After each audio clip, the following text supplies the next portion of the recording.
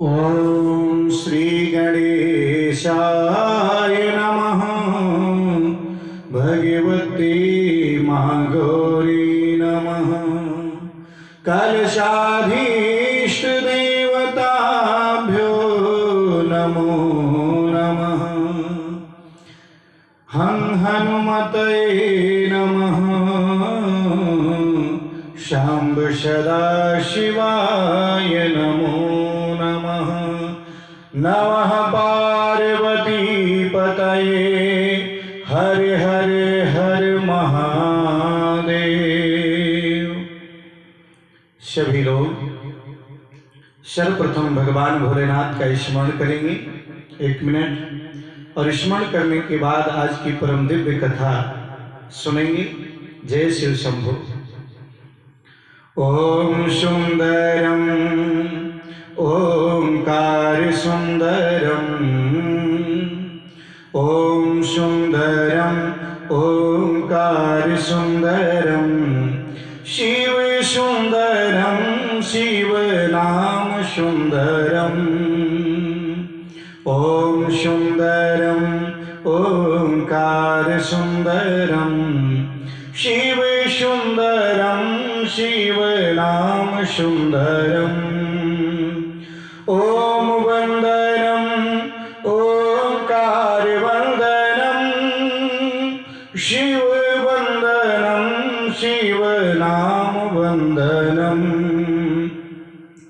शिव वंदनम शिव नाम वंदनम। ओम सुंदरम ओंकार सुंदरम, शिव सुंदरम शिव नाम सुंदरम। शिव नाम सुंदरम शिव धाम सुंदरम। बोले शंकर भगवान की जय। नमः पार्वती पतये हरे हरे महादेव की जय। तो कल आप लोगों ने बड़ी ही सुंदर भाव के साथ भगवान भोलेनाथ के बारात का आगमन और विवाह की कथा सुनी। माता पार्वती और भगवान भोलेनाथ का विवाह हुआ। सारी क्रियाएं, सारे लौकिक रीत रिवाज सभी किए गए। उसमें शिव जी का जब विवाह हुआ, विवाह के समय कहते हैं 3 पीढ़ियों का नाम बोला जाता है। तो हिमालय में तो अपने 3 पीढ़ियों का नाम बोल दिया, लेकिन जब शिव जी से पूछा गया तो शिव जी बोले मुझे तो कुछ पता ही नहीं। अब तो बड़ी चर्चाएं होने लगी। उसी समय ब्रह्मा जी ने कहा, आकाशवाणी भी हुई, विष्णु जी ने कहा शिव तो अनादि हैं, अब शिव के माता पिता कौन हो सकते हैं जब वो पूरे ब्रह्मांड के माता पिता वही हैं। इसके बाद माता पार्वती का के मांग पर सिंदूर भरा मेरे भोले बाबा ने। सारी क्रियाएं हुई, विवाह की, नेग चार भी देना प्रारंभ हुआ। हिमालय जी खूब निछावरी दिए नाउक को, नाई की पत्नी को। लेकिन नाई की पत्नी जिद में आ गई कि मुझे भगवान शिव जी की तरफ से निछावरी नहीं मिल रही। इंद्रादि देवता बोलते हैं जितना धन लेना हो ले लो ना, हमसे क्या चाहिए, हम है ना इधर। लेकिन नाई जो है हट करके बैठ जाती है कि मुझे अगर निछावर लेना है तो शिव जी से ही लेना है। शिव जी ने कहा इधर आओ। शिव जी ने अपने थैले में हाथ डाला, उठा करके हाथ डाल करके बोले पल्लू आगे करो। और जैसे उसने पल्लू आगे किया, निछावर डाला, तो मानो बड़ा सा सर्प निकला। और जैसे सर्प फन करके खड़ा हुआ, नाई की पत्नी उस निछावर को तेजी से फेंक कर जमीन में भगी। और जितनी तेजी से भग रही है उतनी तेजी से वो सर्प भी उसके पीछे पीछे दौड़ रहा है। परेशान होगी भगवान भोलेनाथ से बोले आपके निछावर नहीं चाहिए। और जैसे कुछ पीछे मुड़ करके देखा तो मानो सोने की ढेर लगी हुई है। बोलो जय शिव शंभो। इसके बाद आज भगवान भोलेनाथ विदा होते हैं और जब विदा होने के जाने लगे, हिमालय जी ने बहुत सा दहेज दिया। दाई जो दियो बहु भांति। भगवान भोलेनाथ ने कहा जिसके रहने का ठिकाना नहीं वो ये दहेज कहाँ रखेगा। अरे मैं तो भैया एक पत्थर पे बैठ करके तपस्या करता हूँ, समाधि लगाता हूँ, मुझे दहेज किस लिए, मुझे कुछ नहीं चाहिए। सारा दहेज छोड़ दिया। और लास्ट में एक रिवाज होती है कि सासू माताएं जो है दामाद से लास्ट में मिलती हैं विदाई के समय। बहुविध सास शंभु सास समझाई, माता मैना रुदन करने लगी कि मेरी बेटी बड़ी सुकुमारी है, अगर कोई गलती भी हो जाए तो क्षमा कर देना। भगवान शंकर जी ने समझाया, आप चिंता मत करिए, आपकी बेटी को मेरी तरफ से कोई तकलीफ नहीं होगी। क्यों? क्योंकि मेरे यहां कोई और है ही नहीं रिश्तेदार, मैं ही हूं मात्र अकेला। और तुम्हारी बेटी को अपना काम करना है या तो थोड़ा बहुत मेरा, बाकी कोई आवश्यकता नहीं। ना सास का काम करना, ना ससुर का काम करना, न देवर का काम करना, न ननद का काम करना, ना कोई लड़ने वाला झगड़ने वाला, सब सेवक ही सेवक हैं, बाकी कोई नहीं है। बहुत समझाया। और मानो इसके बाद जब माता मैना माता पार्वती को विदा करने लगी तो बड़ा सुंदर उपदेश दिया बेटी को। और शायद दुनिया में हर माँ को ऐसा ही उपदेश देना चाहिए अपनी बेटियों को। और उपदेश क्या दिया कि बेटी, संसार में स्त्री के लिए सबसे बड़ा धर्म है पति की सेवा करना, शुश्रूषा करना। सबसे बड़ा कर्तव्य है अपने पति की आज्ञा का पालन करना। करे हो सदा शंकर पद पूजा, नारी धर्मपति देव न दूजा। स्त्रियों के लिए बहुत सरल धर्म है, केवल पति की सेवा करें, भगवान की भी सेवा नहीं करती तो कोई बड़ी बात नहीं। सिर्फ पति की सेवा करती हैं तो निश्चित रूप से संपूर्ण कामनाओं की पूर्ति हो जाती है। और विपत्ति के समय स्त्रियों को साथ रहना चाहिए हर क्षण पति के पास। कि धीरज धर्म मित्र अरु नारी, आपद काल परखि हैं जारी। ऐसा नहीं कि पति के जीवन में विपत्ति आए और आप थैला उठाकर मायके चले जाएं, बिल्कुल नहीं। पति के पास ही परिस्थितियों पर भी रहना चाहिए, ये सच्ची पत्नी का धर्म है। कि वृद्ध रोगी बस जड़ धन ही ना, अंध बधिर क्रोधी अति दीना। आजकल जो ये तलाक चलते हैं, शादी हो जाती हैं तो ये होता है कि ये कम कमा रहा है इसलिए हम इसके पास नहीं रहना चाहते। ये सब हमारे शास्त्रों की, पुराणों की संस्कृति नहीं है। उससे पहले सब कुछ देख लो, लेकिन शादी विवाह हो जाए तो चाहे फिर बाद में वो वृद्ध हो जाए या रोगी भी हो जाए या धनहीन भी हो जाए, कुछ भी हो जाए, संयोगवश कोई अंध बधिर भी हो जाता है, चाहे वो क्रोधी हो, लेकिन दोनों पक्षों को, चाहे वो पति पक्ष हो या पत्नी पक्ष, दोनों पक्षों को समन्वय बना करके जीवन बिताना चाहिए। यही हमारी भारत की ऋषि पद्धति की वैदिक धर्म संस्कृति है। ये तलाक शब्द तो हमारे किसी शास्त्र पुराण में था और ना है और ना कभी रहेगा। ये तो पश्चिमी देशों की सभ्यताएं हैं।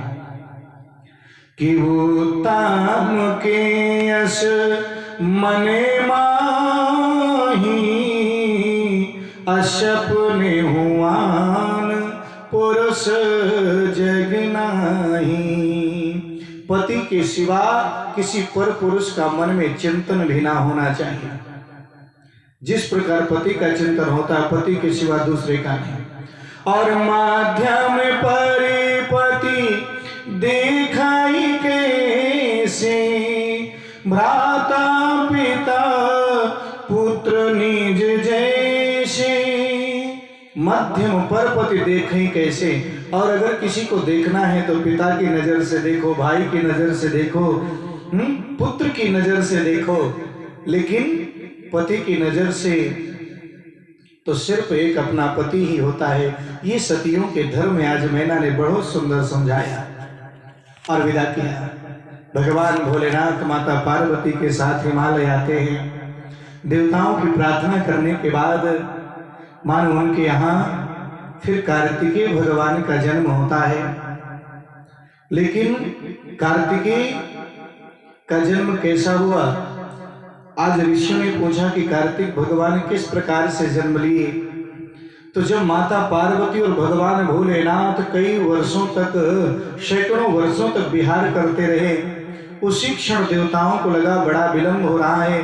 भगवान भोलेनाथ की वंदना करने लगे, स्तुति करने लगे, बुलाने लगे, त्राहि त्राहि करने लगे। और वैसी ही विहार की आधी अवस्था में छोड़ करके माता पार्वती को और भगवान भोलेनाथ जैसे बाहर आते हैं, उनके शरीर से तेज निकलता है और तेज को अग्नि देवता एक कबूतर बनकर के ग्रहण कर लेते हैं।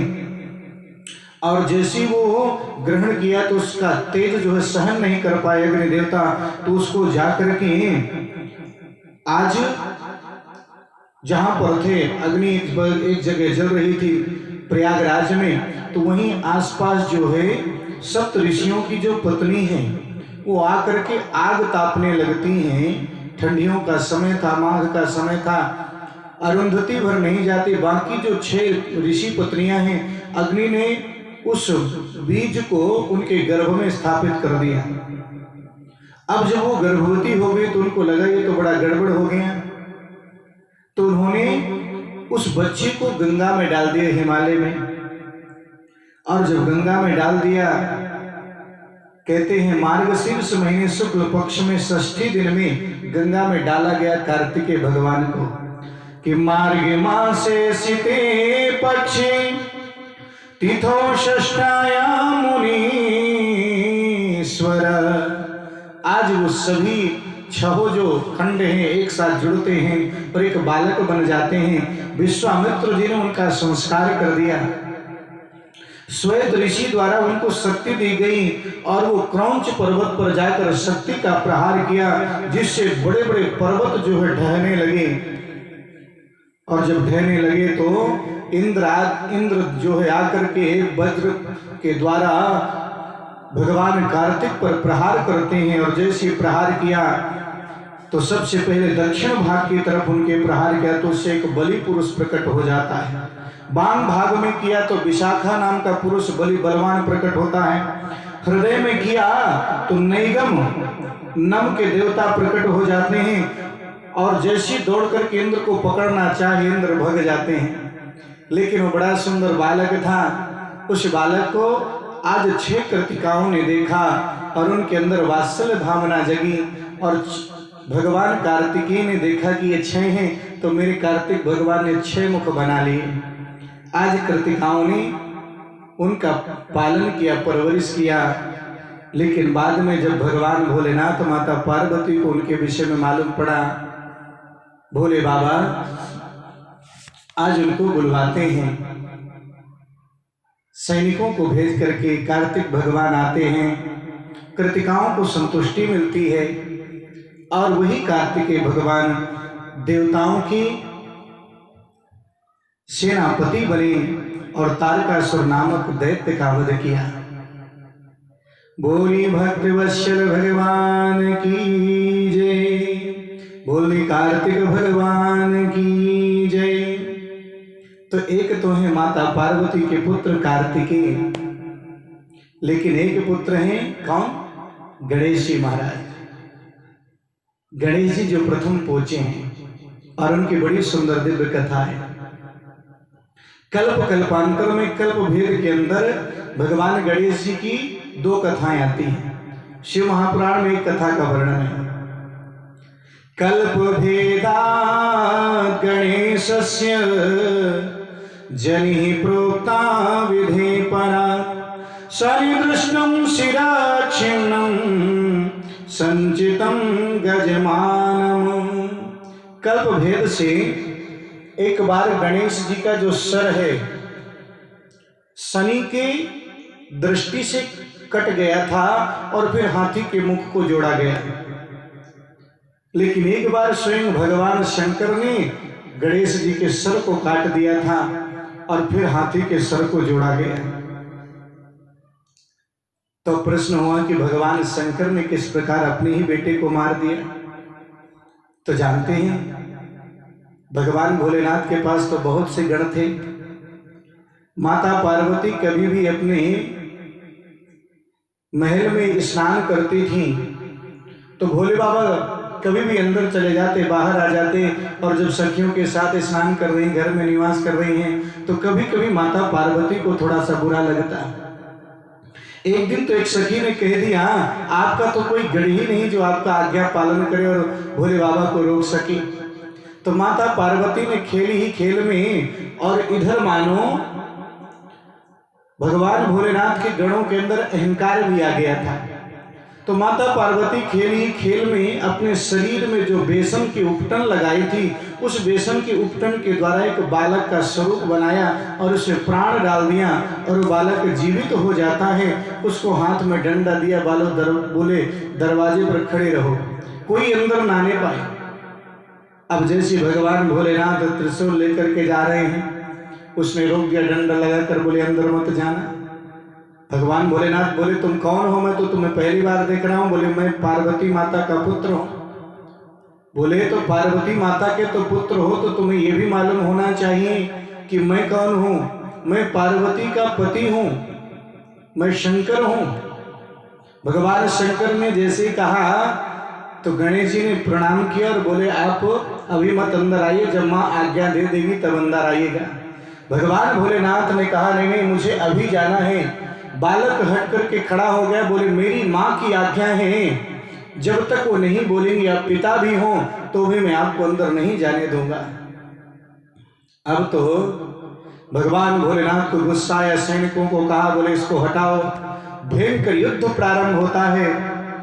युद्ध में जितने नंदी आदि वीरभद्रादि जितने बड़े बड़े वीर हैं सभी परास्त हो जाते हैं। यहाँ तक कि इंद्र आदि देवता भी पराजित हो गए। जब भगवान शंकर जी की तरफ से लड़ने के लिए आए, भगवान विष्णु भी युद्ध करते हैं तो भगवान विष्णु भी से युद्ध में जीते नहीं जा रहे गणेश जी।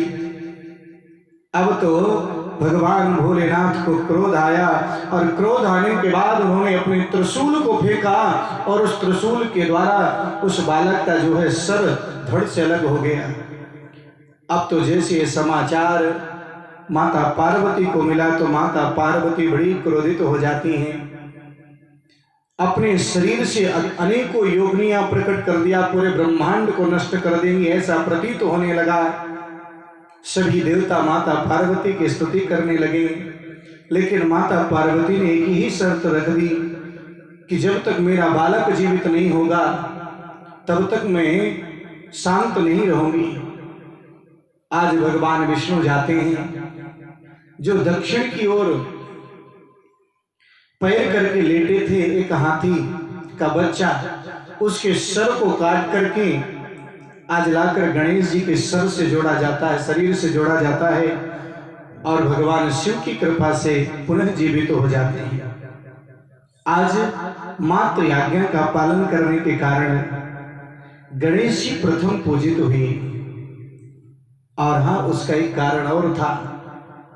भगवान गणेश जी प्रथम पूज्य क्यों हैं? संसार में प्रथम पूज्य वंदनीय वही होता है जो अपने माता पिता का सम्मान भगवान से भी ज्यादा करता है।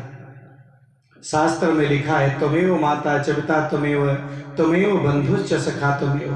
भगवान को भी कहा जाता है कि हे प्रभु आप मेरी माँ के समान हैं, आप मेरी पिता के समान हैं। और गणेश जी ने माता पिता भक्ति को चरितार्थ किया है। कहते हैं कार्तिक और गणेश जी में एक बात चली थी कि जो इस तीनों लोकों की परिक्रमा सबसे पहले लगाएगा उसी के साथ रिद्धि और सिद्धि का विवाह होगा। कार्तिकेय जी तो अपने मयूर पर बैठकर चले जाते हैं, लेकिन मूषक तो तेजी से चल नहीं सकता। मेरे गणेश जी ने विचार किया और विचार करने के बाद आज माता पिता की ही परिक्रमा लगा ली 3 बार और बोले मेरी ब्रह्मांड की परिक्रमा हो गई। माता पिता शिव जी पूछ रहे हैं ऐसे कैसे? बोले शास्त्र में पुराण में कहावत है, माता पिता में ही सारे तीर्थ होते हैं, माता पिता में ही पूरा ब्रह्मांड होता है, माता पिता के चरणों में। और आप तो ऐसे मेरे माता पिता हैं जो साक्षात ईश्वर हैं, तो पूरे ब्रह्मांड की परिक्रमा लगाने का मुझे फल मिल गया। अब तो जानते हैं सर्वश्रेष्ठ घोषित कर दिया गया भगवान गणेश जी को। बुद्धि यस्य बलम तस्य निर्बुद्धिस्त कुतोर बलम। जो बुद्धिमान है वो सबसे बड़ा बलवान है, और जिसकी जो बुद्धिमान नहीं वो बलहीन भी होता है। रिद्धि सिद्धि के बाद विवाह हुआ और जिससे शुभ और लाभ नामक पुत्र हुई। यानी जो माता पिता की भक्ति करता है, अपने से बड़ों की आज्ञा का पालन करता है, शुभ आचरण करता है, उसके जीवन में रिद्धि सिद्धि रूपी शक्तियां प्राप्त होती हैं, जो उसको सिद्धि भी प्रदान करती हैं और रिद्धि भी प्रदान करती हैं। कार्य सिद्ध होते हैं सभी, उसके कोई काम बिगड़ते नहीं। और उसके जीवन में फल क्या मिलता है? उसके जीवन में फल ये मिलता है कि उसको शुभ और लाभ दोनों प्राप्त होते हैं। यानी उसका जीवन शुभ से भर जाता है और हर जगह हर क्षण उसको लाभ की भी प्राप्ति होती रहती। बोलो जय श्री शंकर। इसलिए व्यक्ति को सर्वप्रथम, व्यक्ति आज संसार में लाभ की तरफ दौड़ रहे हैं, भाग रहे हैं, लेकिन अपने संस्कारों को छोड़ रहे हैं, शायद इसीलिए परेशान भी हो रहे हैं। अरे सबसे पहले अपने संस्कार और संस्कृति को बचाइए, अपने संस्कार संस्कृति के द्वारा आचरण करिए। निश्चित रूप से आपके जीवन में किसी चीज की कमी नहीं रहेगी। कर्तव्य करते हुए सही मार्ग पर चलते रहें तो शुभ और लाभ दोनों आपके पुत्र के रूप में होंगे, आपके साथ खड़े होंगे। और गणेश जी का बड़ा सुंदर विधान वर्णन किया गया। बोले गणेश जी महाराज की जय। तो सुंदर भाव से हम गणेश जी का स्मरण करेंगे और आज यहीं तक की कथा। सभी लोग गणेश जी का पूजन भी कर लेंगे, मन से प्रणाम कर लेंगे। बोले गणेश भगवान की जय। हे रिद्धि के दाता, हे बुद्धि के दाता, वेदों के सब ज्ञाता, तुम्हें वंदना, तुम्हें वंदना। हे बुद्धि के दाता, वेदों के सब ज्ञाता, तुम्हें वंदना, तुम्हें वंदना, तुम्हें वंदना, तुम्हें वंदना।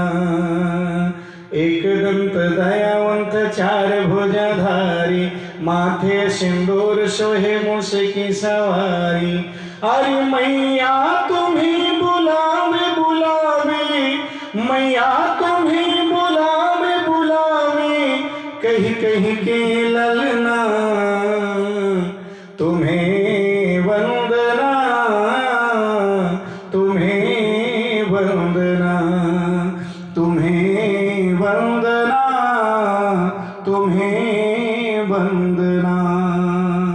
बोले गणेश जी महाराज की जय। नमः पार्वती पते हर हर महादेव।